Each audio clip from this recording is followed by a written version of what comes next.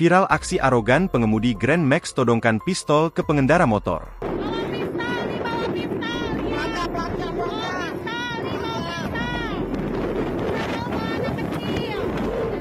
Viral aksi arogan pengendara Grand Max acungkan pistol ke pengendara motor di Kabupaten Bogor, Jawa Barat.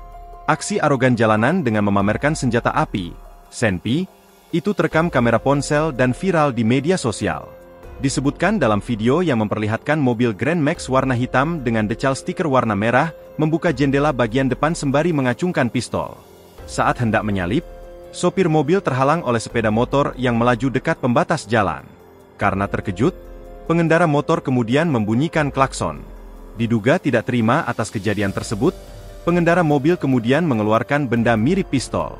Pengendara mobil kemudian mengacungkan kepada pengendara motor. Peristiwa itu disebut terjadi di Jalan Raya Salabenda, Kecamatan Kemang, Bogor. Unggahan tentang insiden ini cepat menyebar di media sosial, memicu berbagai reaksi dari netizen. Banyak yang mengecam tindakan pengendara mobil yang dianggap berlebihan dan membahayakan keselamatan umum. Pihak kepolisian setempat dilaporkan sedang menyelidiki insiden ini dan mencari saksi-saksi yang mungkin dapat memberikan informasi lebih lanjut mengenai kejadian tersebut. Download Tribun X sekarang, menghadirkan lokal menjadi Indonesia.